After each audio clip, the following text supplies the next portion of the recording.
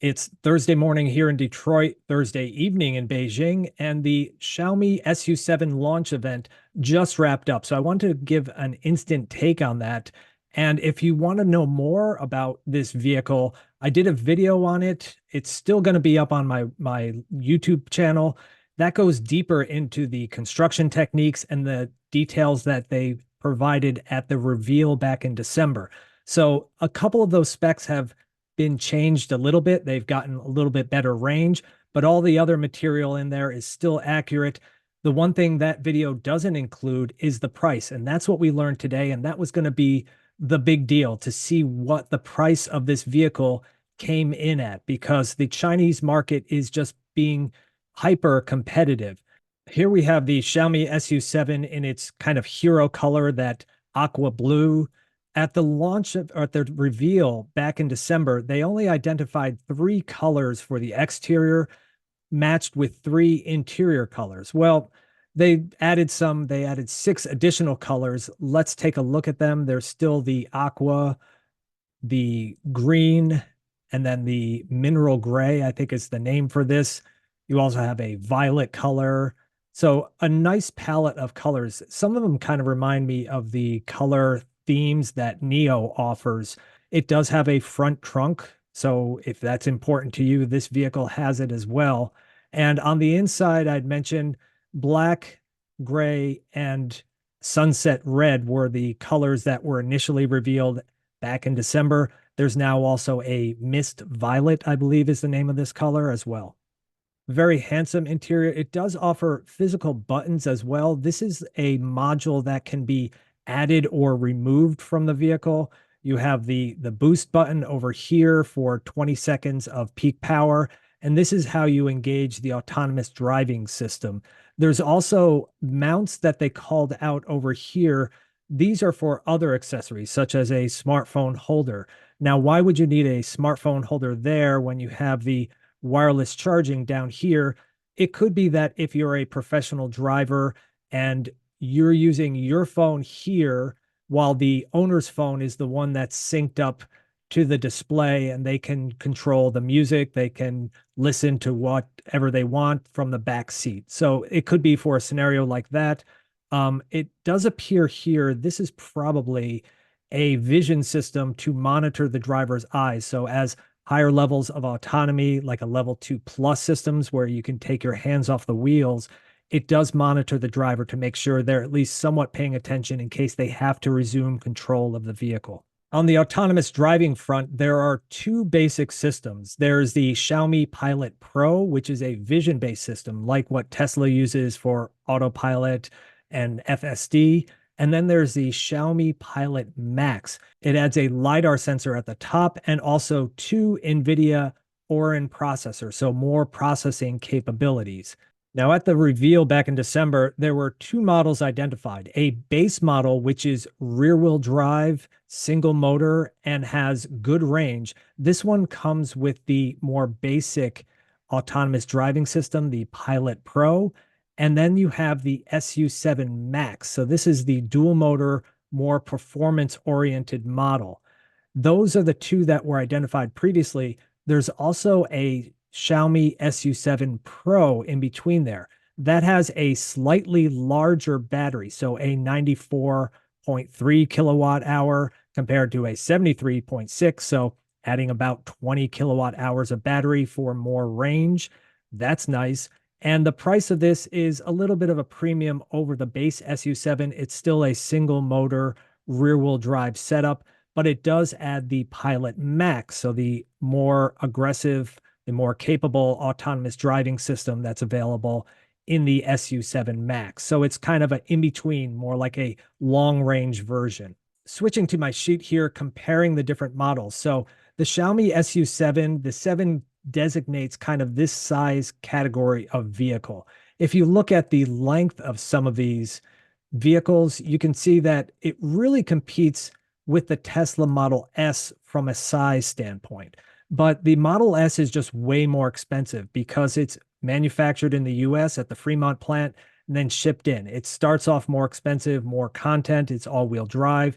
and then it gets slapped with a big tax as it enters in as an imported vehicle into China. So, from a price competitiveness standpoint, the Tesla Model 3 is really the only thing that can compete with the Xiaomi SU7 in this base configuration. So, all of these, the Xiaomi SU7, the Neo ET7, the P7i, the Zeekr 001, the BYD Han EV, those are all similar sized vehicle to the Xiaomi SU7 in terms of length, in terms of configuration. All of those are a single motor, either rear wheel drive or in the case of the BYD front wheel drive.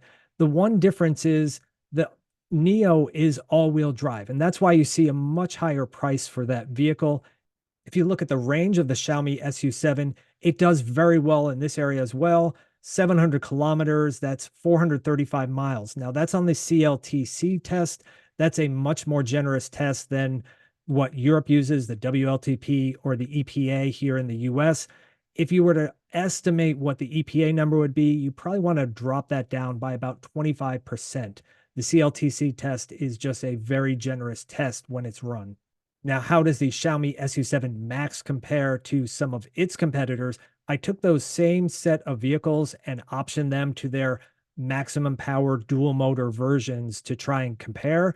But I also added the Porsche Taycan, two of those models. Now, in the presentation, they definitely did compare themselves to Porsche, but they were comparing themselves to the pre-refresh Porsche Taycan. So the numbers are a little bit different with the refresh. You can see that from a starting price, all of these premium vehicles, the Model S Plaid, the Porsche Taycans, even the Zeekr 001, they are much more expensive, but they are also more powerful. Now, compared to the Neo ET7 and the Xpeng P7i, it's a little bit more of a fair comparison in terms of price and performance. Now, range of the Xiaomi SU7 Max is exceptional. It gets over 800 kilometers. That's just over 500 miles on the CLTC test. And for that price of just over $40,000 and the performance that it delivers with 0 to 60 under 3 seconds, that's quite a bargain. Now, I do want to speculate here about what could happen next. We know that Xiaomi is working on additional motors from their December event, their reveal of the SU7. The vehicle as it is today gets either the V6 electric motor or the V6S electric motor, but they are working on a V8S that will come in 2025. It's more powerful and even higher RPM rating. So what vehicle is that going to go to? And that's where leads me to speculate that Xiaomi likely either late this year or early next year will reveal a higher performance version of this SU7. I'm going to call it the SU7 Ultra. Ultra is the name they give to their top of the line phones. Now, if you were to put a V6S electric motor in the front and a V8S electric motor in the rear, that's going to give you 939 horsepower based on the specifications that they've given us. That puts it in line with the Porsche Taycan Turbo S in terms of power and acceleration, probably as good, maybe better. We just have to see how well it hooks up to the road. The SU7 Max does have a launch mode where the vehicle drops, does that squat like a cheetah mode to get a little bit better grip at the start. So if you ask me, I think this is kind of a no-brainer that they will make a more powerful version of the SU7.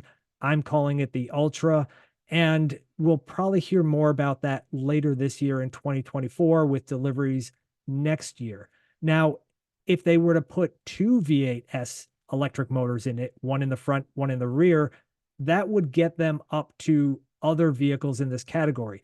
The Zeekr 001 FR, if you're not familiar with that vehicle, that is just ridiculous. It's a quad motor, so one motor for each wheel. Of course, we know the Tesla Model S Plaid is a tri-motor with over 1,000 horsepower, and Porsche does have their 1,000 horsepower plus version of the Taycan. There's now a GT trim level at the very top. So perhaps Xiaomi would put two V8Ss in it to get it up to snuff with those other competitors. And oh yeah, by the way, probably come in at a much lower price. There's also additional features. There's a pack where you can either recharge phones, or what they're showing here is a scent diffuser. So some really neat accessories that they have. And I'll be honest, at times it almost felt like they were doing an infomercial trying to sell you on buying accessories for a car that you don't own yet.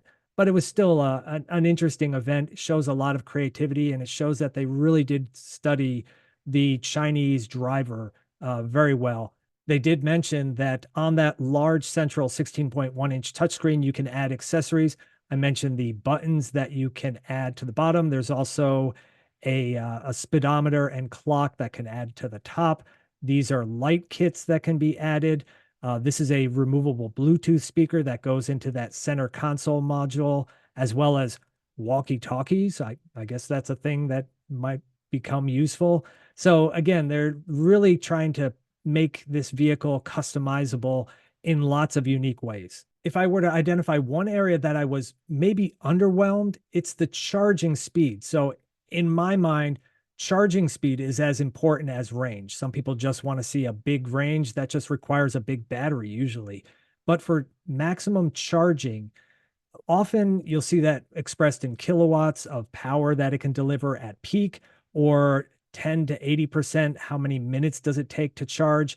Xiaomi was a little secretive about the numbers. They expressed it in terms of kilometers of range added in 15 minutes. And that's not a bad way to look at it, but it does make it a little difficult to compare to some of its competitors. With that base vehicle, which uses a lithium iron phosphate battery, it works out to, it seems like it's going to be less than 200 kilowatts of charging. Now, that's not unheard of. They did compare themselves to the standard range Tesla Model 3 and said that they charge faster and have a better charging curve. And yeah, that works out in my mind, under 200 kilowatts. So that's not tremendously fast, but it's good enough to get the job done. And the range is very good on that vehicle. So you're going to be happy with it. Now, the performance model, that one, they said it can recover 217 miles of range in 15 minutes. And you work that out, just very rough numbers.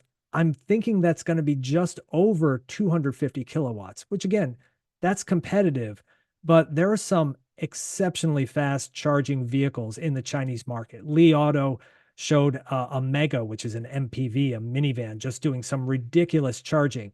Now, Xiaomi did say they were rolling out a network of chargers that are rated at over 500 kilowatts. So that would imply that they're capable of charging more than what they specified here. So we'll have to wait and see. Maybe they're just being cautious with the launch of this vehicle and it's capable of charging faster, but they're just not enabling it.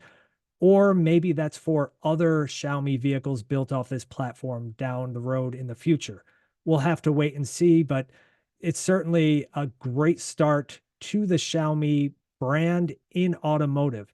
And again, if you're not familiar with Xiaomi, they are a very desirable brand, and I would expect this vehicle to do very well in the Chinese market. Will it get exported elsewhere? I think we'll have to wait and see. They certainly have capacity to export vehicles, but initially there just might be so much demand for this vehicle in China that they'll wait for a while before trying to push it into other areas of the world. I hope you enjoyed this kind of quick take look at it. Check out my other video, and yeah, check out the Xiaomi website. Thanks for watching.